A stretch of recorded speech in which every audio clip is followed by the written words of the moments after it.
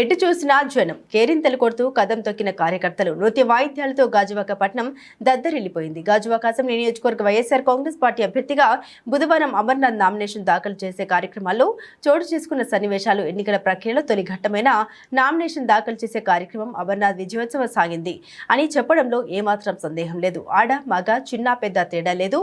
YSR Congress party జెండాలు పట్టుకుని fan గుర్తుకు చూపుతూ కేరింతలు కొడుతూ నృత్యాలు చేస్తూ పార్టీ కేడర్ అంతా అమర్నాథ్ ప్రయాణిస్తున్న వాహనానికి ముందు వెనుక నడవడం చూస్తే ఈ ఎన్నిక వైసీపీకి వన్ సైడ్ అవుతుందన్నది అర్థమవుతుంది. ఇదంతా ఒక ఎత్తు అయితే బుధవారం జరిగిన ఈ నామినేషన్ ఉత్సవ తీరును చూసి ప్రత్యర్థులకు కంటి మీద కునుకు లేకుండా పోతుందని చెప్పడంలో ఏమాత్రం అతిశయోక్తి లేదు. వీటన్నిటికీ మించి నామినేషన్ పర్వాన్ని చూసిన చాలా మంది గాజువాకలో అమర్నాథ్ గెలుపు ఖాయమంటూ మౌత్ టాక్ వినిపించింది.